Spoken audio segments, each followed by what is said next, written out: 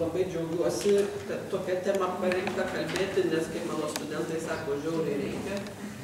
Ir džiaugiuosi, kad nereikėjo daug ruoštis, nes aš labai panašiom temom kalbėjau per švietimo tarybos posėdį spalio mėnesį. Tai daug ką pakartosiu,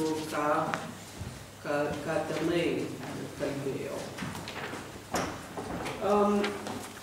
Čia galima būtų daug temų pasisakyti, dalį jų jau brolis Arūnas labai taikliai užgriebė, bet aš kaip tik norėčiau pasisakyti tą temą, kur buvo klausimas keliamas, ar tik dorinis ugdymas turi spręsti dvasingumo problemas ir kokios yra neišnaudotos galimybės. Tai prieš tai reikėtų turbūt pasakyti porą žodžių apie tai, kaip pasaulyje yra kuriamos programos. Ir vienas iš programų kūrimų specialistas, toks Tyler, įvardė 3 šaltinius, kuriais remiamas kuriant ugdymo tikslus ir programas. Tai pirmas būdas būtų atlikti tyrimus apie mūsų mokinius, apie besimokančiuosius ir į juos orientuoti tą programą, kokie jų poreikiai, kas jų laukia.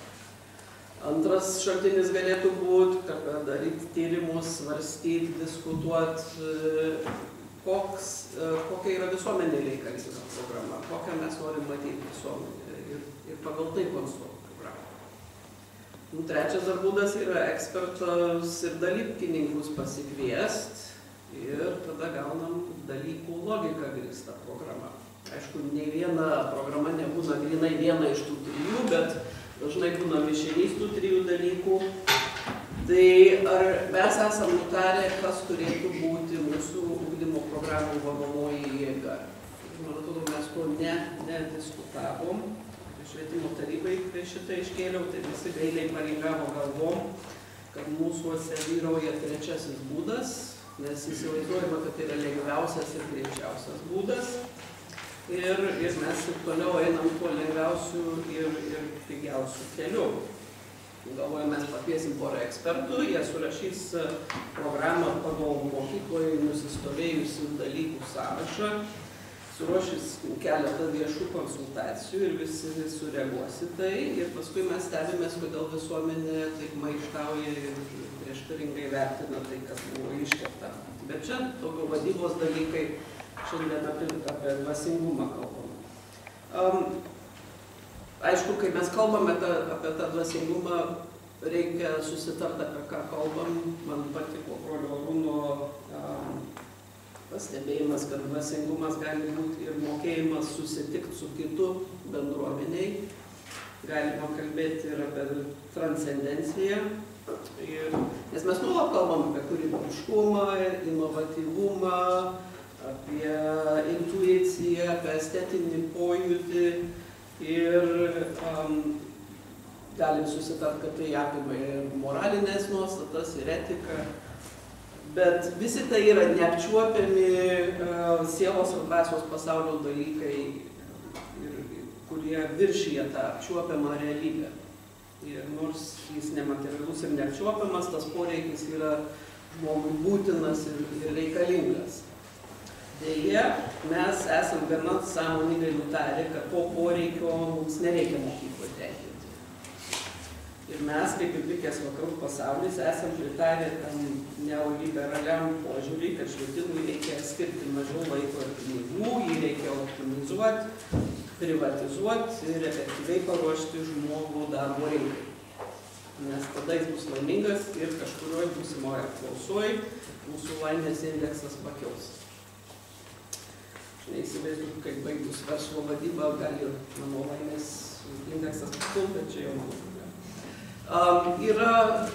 Labai norėčiau, kad kada nors kas nors šitą knygą išverstų į lietuvių kalbą. Elliot Eisnerio, jis yra švietimo filosofijos specialistas, parašė knygą Pedagoginė vaizduotė. Ir jis kalba apie 3 programas, kurios būna visose mokyklose. Tai atviroji programa ir įmanoma programa, apie tai aš nekalbėsiu, bet čia svarbiausia yra ta nulinė, neegzistuojanti programa. Mes turim kognityvinę sritį, į kurią mes dabar visą savo programą sutelkę, bet pavyzdžiui, emocinę sritį, afekto sritį, psichomotorinę sritį, tos dvasinius dalykus, apie kuriuos mes šiandien kalbam, mes juos esam padėję į šoną dėl to, kad netelpa į mūsų nusistovėjusius rėmus. Tai čia ne tik tai tokie dalykai kaip etika, dorovė, bet mes kalbam ir apie tokius dalykus kaip antropologija, ekonomika, architektūra, menai, kurie būtų tinkamai dėstyti. Atseit visą tai, kas turi bendro su metaforiniu pasauliu, su poezija, su tais mąstymo centrais, kur vyksta tas mūsų intelektualinis gyvenimas, kuris mus pakelia į tą transcendentinę vietą. Tuo tarpu pagal mūsų sistemą, kai mes viską programą kuriam pagal dalykus, tada vadovauja dalyko logika, to dalyko ekspertų logika. Metodikos ir technologijos, kurios yra sukurtos tą dalyką mokyti. Ir tada mes turim tokią programą, kokią turim. Ir dalyko ekspertai tada kovoja, kad jo dalykui būtų pakankamai valandų ir kad neatsirastų kitų dalykų, kurie konkuruoja su jo dalyku. Ir jeigu užsiminam apie kūrybingumą arba dvasingumą, tai įsivaizduojame, kad jo kažkiek pakratysime į lituanistų programą, kažkiek į istorijos vadovėlį, gal kažkiek menuose ir tada turėsim dvasingumą, kūrybingumą, inovatyvumą ir šitaip mes šitą diegsim. Pagalvokim, kas galėtų įvykti, jeigu mes paimtume vieną iš tų pirmų dviejų, kur aš minėjau, kad arba į individą orientuota programa, arba į visuomenės poreikį orientuota programa. Jeigu mes konstruotumėm programas taip, tai mes gal tada prisimintumėm, ką mums sakė Stasys Šalkauskis.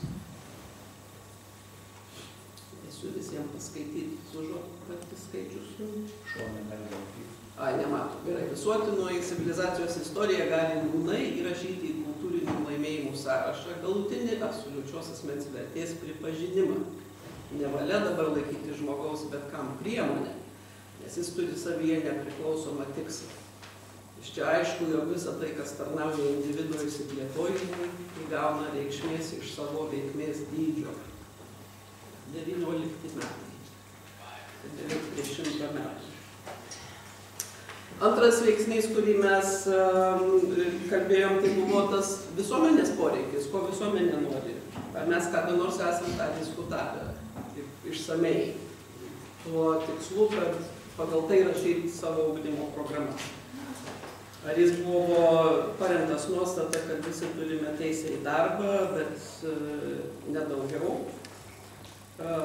Man atrodo, kad reikėtų pastebėti, kiek žmonių šiais laikais kalba apie naratyvą. Apie kad nėra mūsų švietimo programuose nei naratyvo, nei herojaus, nei autoriteto. Šita kalba ir Daujotytė, ir Kuolys, ir Donskis, ir Landsbergis, tik ne šitas, bet turbūt ir šitas. Ir Toleikis visai neseniai apie tai Bernardinuose rašė. Ir čia visai tą patį yra pasakęs Vaclovas Havelas. Jis yra sakęs, kad kai milijonai žmonių gyveno santvarkose, kurių naratyvas buvo istorijos vyksmas link proletario pergalės, ir vieną dieną milijonai žmonių pasakė, kad mes tuo naratyvu nebetikime, mes jį metame į šiukšlyną, kas tada pasidaro? Havelas sako, kad kai iš žmonių atimi tą naratyvą, bet jo neduodi jam naujo naratyvo, gali atsitikti tikrai kenksmingi ir pražūtingi dalykai. Ir tuomet kaimyninės, kaip sakėte, Baltarusijos tvarkos, lygiavos ir stabilumo naratyvas pasidaro visai priimtinas, o gal net ir pageidaujamas. Nes mes savo mokyklose naujo naratyvo nesugebėjome sukurti. čia nelietuviška tema tas naratyvas, kiek aš dabar žiūriu, pilna žmonių, kurie nuogąstauja, kad mes šitoj postmodernioj, postkolonialiniai visuomeniai praradom naratyvą. Bet tai Tony Judd rašė, britų istorikas, sakydamas, kad yra dingęs naratyvas iš pokario Europos istorijos ir mes viską sudėjom į faktų dėžutes, bet nėra rišančios medžiagos, kuri paaiškintų tam tikrus dalykus. Neil Postmanas irgi, kuris sociologinių požiūrių į tai pasižiūri, jis sako, kad mums reikia imuninės sistemos, kuri būtų kaip vaistas prieš šiukšlinės informacijos vėžį, visų rodų dalykus, naratyvą ir socialinių institucijų teorinį pagrindimą. Mes nei vieno, nei kito nesugebėjome padaryti savo mokyklose. Apie Danielą Pinką aš irgi esu kalbėjus, jis yra įvardijęs dizainą, pasakojimą arba naratyvą, simfoniją, empatiją, žaismą ir prasmę, kaip dalykus, be kurių mes negalėsim apsieiti, jeigu mes norim būti sėkmingi ateities visuomeniai. Vėl pasakojimas, naratyvas yra vienas iš tų dalykų. Tai, ko mes mokyklose ir dar galėčiau 3-4 ir filosofus, ir ekonomistus įvardyti, kurie kalba apie tai, kad mes neturim to naratyvo. Čia ir nauja, ir sena tema, bet pas mus nepakankamai išnagrinėta. Taip kad, ko mes mokyklose visuomeniai ir šiuolaikinės kultūros apraiškose neturėsim tokio vedamo požiūrio į tai, kai mes norim kurti savo programas, tai man atrodo, kad mes tikrai nepajudėsim į priekį. Kol mūsų programas kurs dalykininkai, tai mes transcendenciją, man atrodo, taip niekad ir neužsiimsim, o mes visi matom, ką brolis Arūnas sako, yra tikra tiesa, nuvažiuok į Joniškį, ne į kokią nors gimnaziją ir populiariausias dalykas yra anglų kalba. Dėl to, kad tai yra galimybė išvažiuoti.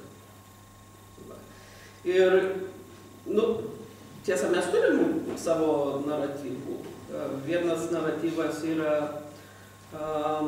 kad